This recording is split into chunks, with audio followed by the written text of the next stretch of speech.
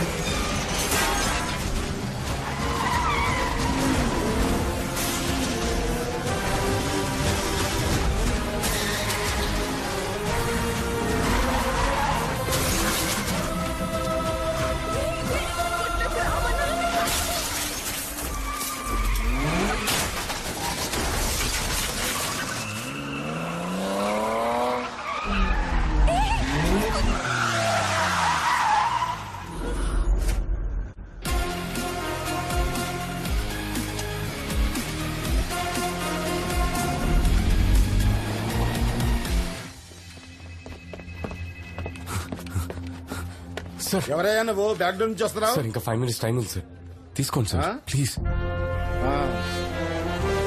Aadhaar 4th card, page లో ఉంది sir. స్థానికులు సంతకాలు, 8th పేజ్ లో ఉంది sir. Documents okay. Thank you sir. ఎందుకే ఫోటో తీస్తున్నావు? ఊరికనే సేఫ్టీకి సార్. Smile please. ఒక మంచి పౌరుడిగా నేను ప్రజాసేవని న్యాయంగా చేస్తానని ప్రతిజ్ఞ చేస్తున్నా. ఇలా చూడు, పైన కిందకి తెచ్చాం, ఇక్కడ నుంచి పాతాళంలోకి తొక్కేస్తాం. నేను ఒకటి చెప్పనా? ఏంటి? ఒకటి ముందుకు వస్తే ఇంకోటి వెనక్కి వెళ్తుంది. ఏంటది? ఇది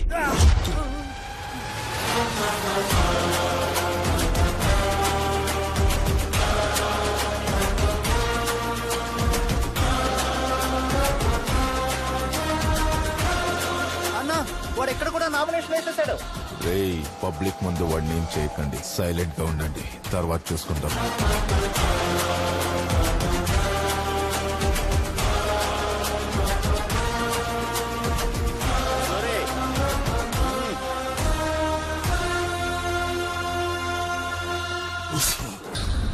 అన్నా, కన్నా వాడిని పొడి చేస్తాడు. నువ్వు సావవుతామే, లివర్కి తగలకుండా పొడిచిన.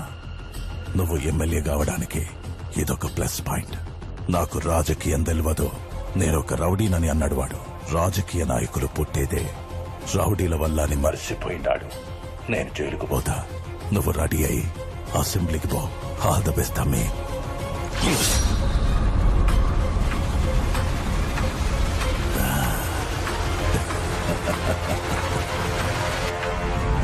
ట్యూషన్ మాస్టర్ ని పొడిచారంట. ట్యూషన్ మాస్టర్ ని పొడి చేశారంట. మరే ట్యూషన్ మాస్టర్ ని కత్తితో పొడిచేసానంట. గానీ ఎమ్మెల్యేకి పోటీ చేస్తుండే కదా, గనకే పొడిచిరు. అయ్యో, మన ఓట్లు ట్యూషన్ మాస్టర్ కే వేద్దాం. రాష్ట్ర శాసనసభ ఎన్నికలకు నామినేషన్ వేయడానికి ఈ రోజు చివరి రోజు కావడంతో మల్కాజ్గిరి మరియు మేడ్చల్ నియోజకవర్గం నుండి నామినేషన్ వేయడానికి వచ్చిన ఇండిపెండెంట్ అభ్యర్థి విజయరాఘవన్ ని రూలింగ్ పార్టీ అభ్యర్థులు కొందరు కత్తితో పొడిచి చంపబోయారు. వాణ్ణలాగే వదిలేసుంటే ఒక కాన్స్టిట్యున్సీలోనే నిల్చునేవాడు. ఇప్పుడు 2 కాన్స్టిట్యున్సీల్లో నిల్చున్నాడు. క్యాండిడేట్ అయ్యాక వాణ్ణి పొడిచారు. ఇప్పుడు మీడియా మన పార్టీని వదులుతుందా? ఎలక్షన్ టైం, రిజల్ట్స్ వచ్చే వరకు కొంచెం తగ్గుండు. ఎలక్షన్ రిజల్ట్ వచ్చే వరకే వాడు ప్రాణాలతో ఉంటాడు. సీఎం గారు, మీరు భయపడకండి. రాష్ట్ర అసెంబ్లీలో గల 119 నియోజకవర్గ స్థానాలకు ఈ రోజు తెల్లవారుజాము నుండి పోలింగ్ మొదలైంది. ప్రజలు ఎంతో ఉత్సాహంగా తమ ఓటు హక్కును వినియోగించుకుంటున్నారు. ఈ రోజు సాయంత్రానికి 70 నుంచి 75% ఓటింగ్ నమోదు కావచ్చని ఓ అంచనా. ఈ శాసనసభ ఎన్నికల ఫలితాలను కౌంటింగ్ అనంతరం వచ్చే వారం వెల్లడిస్తామని ఈసీ తెలియజేశారు. ఏ అరుణ్ కుమారి, నీ కొడుకు ఎక్కడ దాక్కున్నాడు? మీ ఇద్దరిని లేపేయమని ఆర్డర్. వేరే వాళ్ళకి అప్పు చెప్తే సగంలో వదిలేస్తారని నేనే వచ్చా.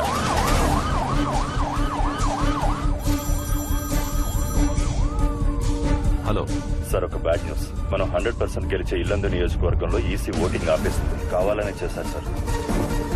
అసెంబ్లీ ఎన్నికల ఓటు కౌంటింగ్ నడుస్తున్న ఈ టైంలో ఓ పార్టీ నాయకులు డబ్బులు పంచుతున్నారని ఇల్లందు నియోజకవర్గంలో ఎలక్షన్ కమిషన్ కౌంటింగ్ నిలిపివేశారు. వాళ్ళు ఖచ్చితంగా గెలిచే స్థానంలో ఓట్ల కౌంటింగ్ ఆపేయడంతో అధ్యక్షుడు రాజేంద్ర కుమార్ సభ్యులతో చర్చించడానికి పార్టీ ఆఫీస్కు బయలుదేరారు. ఎలక్షన్ కమిషన్ ఒక నియోజకవర్గంలో ఓట్ కౌంటింగ్ ఆపేశారు. దానివల్ల మీ పార్టీ ఓడిపోతుందంటారా? ఇది అపోజిషన్ పార్టీ సెంట్రల్ గవర్నమెంట్ చేసిన కుట్ర. ఈసారి కూడా మేమే గెలవబోతున్నాం. ప్రభుత్వాన్ని మళ్ళీ మేమే ఏర్పాటు చేస్తాం.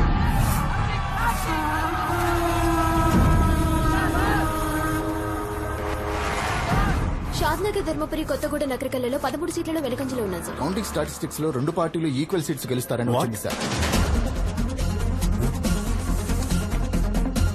ఈ కాకమ్మ కథలు నాతో చెప్పొద్దు. లీగాలిటీస్ నాకు తెలుసు. స్టే ఆర్డర్ ఏమైంది? క్యాన్సిల్ అవుతుందా లేదా? ఏంటి, బాగానే వెళ్తుందిగా? ఇప్పటిదాకా బానే వెళ్ళింది, కానీ 25 నియోజకవర్గాల్లో అపోజిషన్ వాళ్ళకి ఓట్లు ఎక్కువ వచ్చాయి. ఇదే కంటిన్యూ అయితే ఆ 25 ప్లేసెస్ లో వాళ్ళ క్యాండిడేట్స్ గెలుస్తారు. మనకు 100 సీట్లు వస్తాయనుకున్నా గానీ ఇద్దరికి సేమ్ వచ్చేలా ఉన్నాయి. ఇద్దరికి సేమ్ సీట్స్ వస్తాయి. గవర్నమెంట్ ఎవరూ ఫామ్ చేయలేరు. మనం 58 లీడ్లో ఉన్నాం, వాళ్ళు 58 లీడ్లో ఉన్నారు. ఒక నియోజకవర్గంలో కౌంటింగ్ ఆపేశారు. ఇప్పుడు మిగతా 2 చోట్ల గెలిచిన వాళ్ళు సపోర్ట్ మనకు కావాలి. అప్పుడే మనం గవర్నమెంట్ ని ఫామ్ చేయగలం. వెంటనే ఆ గెలిచే ఇద్దరిని మన వైపుకి తెచ్చుకోవాలి. ఎవరు వాళ్ళు? విజయ్ రాఘవన్.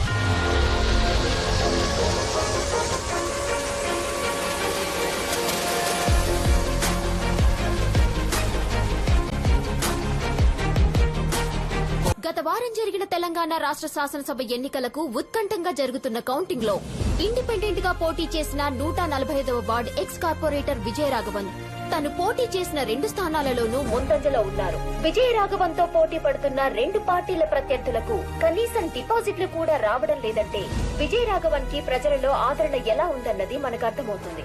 ఎలక్షన్స్ లో పోటీ చేస్తున్న 2 పెద్ద పార్టీలు మెజారిటీని సాధించలేకపోతున్న ఈ సూర్య నుంచుంటే మీరు కూర్చుంటారా? రండి. అయోమయానికి గురి చేశారు. ఇంచుమించు విజయాన్ని ఖరారు చేసుకున్న విజయరాఘవన్ ఇప్పుడు ఏ పార్టీకి తన మద్దతిస్తాడన్నది మనం వేచి చూడాలి. మనం అతన్ని కన్విన్స్ చేసే లోపే అపోజిషన్ వాళ్ళు కన్విన్స్ చేయడానికి ట్రై చేశారేమో. ఒకసారి మన వాళ్లతో ఫోన్ చేయించి చెక్ చేయించు. సార్, విజయరాఘవన్ కి ఫోన్ ట్రై చేస్తున్నారు సార్.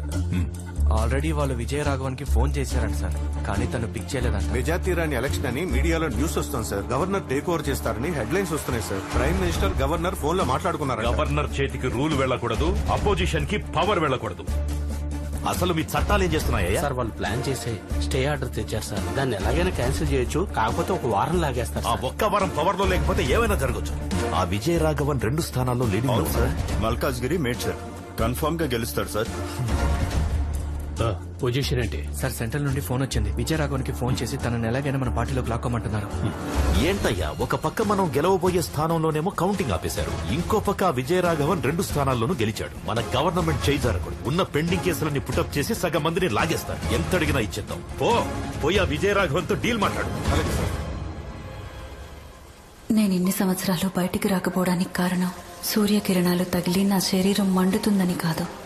నా శరీరానికి తగిలిన గాయం కన్నా నా గుండెకి తగిలిన పెద్ద గాయం ఏంటంటే ఈ ఊరికి నేనేం చేయలేకపోయానే అని. నా ఆశయాన్ని నువ్వు నెరవేరుస్తావని నేనింకా ప్రాణాలతో ఉన్నానురా. నేను పబ్లిక్ పార్టీ కోశాధికారిని మాట్లాడుతున్నాను తమ్ముడు. 2 నియోజకవర్గాల్లో గెలిచారు. కంగ్రాచులేషన్స్. మీకు 30 సీట్ పంపిస్తాం. క్యాష్ అయినా ఓకే, లేదా ఏ సిటీలో ఏ బ్యాంక్ అయినా ఓకే. ఆ పార్టీకి మీ సపోర్ట్ కావాలి. 30 కాదంటే 40-50 అయినా పర్లేదు. ఓకేనా తమ్ముడు? ఇప్పుడు 50 తీసుకోండి. గవర్నమెంట్ ఫామ్ చేసాక ఇంకో 50 ఇస్తాం. మొత్తం 100 కోట్లు. ఓకేనా? మీరు చెప్పేది మెసేజ్లు పెట్టండి.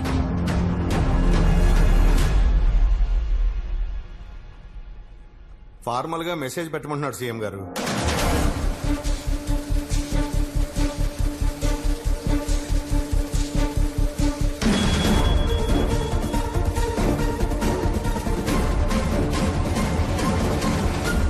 భగీరథ, అతనికి మన పార్టీ వాళ్ళకేవో గొడవలున్నాయని చెప్పావు, అందుకే అతను రాజకీయాల్లోకి వచ్చాడన్నావు. ఇంతకేంటో గొడవ?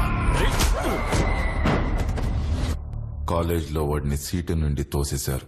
ఆహా, అప్పుడు ఆ సీట్ నుంచి తోసేశారని ఇప్పుడు ఏ సీట్ అడుగుతున్నాడు తెలుసా? సీఎం సీట్ అడుగుతున్నాడు.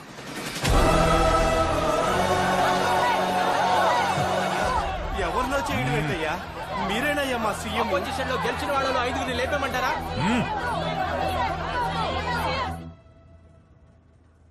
కౌంటింగ్ స్టాప్ చేసిన ఆ కాన్స్టిట్యున్సీలో మనమే గెలుస్తాం. కానీ ఆ స్టే ఆర్డర్ ని క్యాన్సిల్ చేయించి కౌంటింగ్ చేసే టైంకి మన గవర్నమెంటే ఉండాలి. గవర్నర్ రూల్ ఉంటే రిజల్ట్ ఎలాగైనా మార్చేస్తారు. అప్పటి వరకు 1 వీక్ 10 డేస్ పవర్ మన దగ్గరే ఉండాలి. నేను సీఎం అవ్వడం ముఖ్యం కాదు, గవర్నమెంట్ మనం ఫామ్ చేయడమే ముఖ్యం. ఏం మాట్లాడుతున్నారు సార్?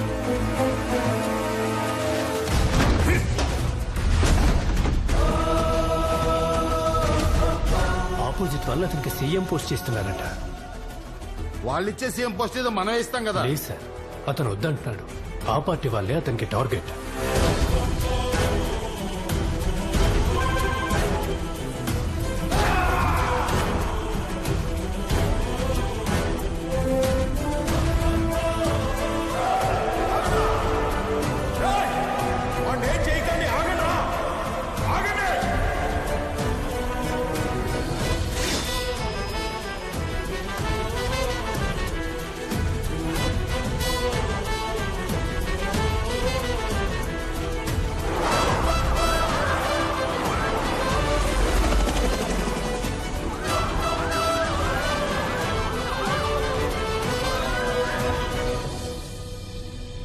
అమ్మా, బయటికి రామ్మా. ఒరే రాఘవ, అమ్మ కోసం ఒక పని చేస్తావా? ఏంటమ్మా? నువ్వు కలెక్టర్ అవ్వాలి. దానికేటమ్మా, తప్పకుండా అయిపోతాను.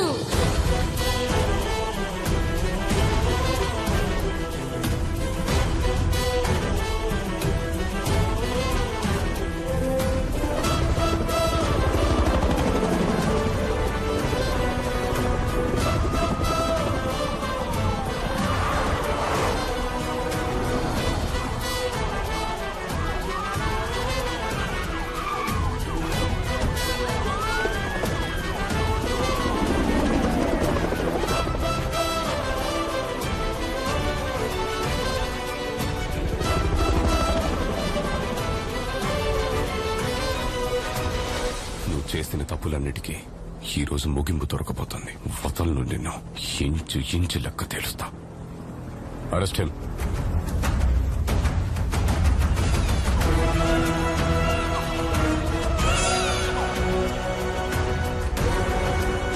అతనికి ఏ అథారిటీ ఇవ్వం. అతను ఒక డమ్మి సీఎం లా పెట్టుకుందాం. అతనికి ఏ సైన్ పవర్ ఉండదు, ఏ అప్రూవల్ అతని దగ్గర ఉండదు. మంచి ఆకలి మీదున్న సింహాల మధ్య చిక్కుకున్న జింకలా ఉండాలి వాడు. వాడి అవసరం తీరిపోగానే నువ్వు వాడిని ఏవైనా చేసుకో. వాళ్ళ అమ్మ కూడా ఒకప్పుడు మన పార్టీ అంటగా. ఏదో ఇండిపెండెంట్ గా గెలిచాడని చెప్పకుండా అమ్మ కొడుకులిద్దరూ మా పార్టీయే రెబల్స్ గా గెలిచి తిరిగి వచ్చారని న్యూస్ ఇవ్వండి.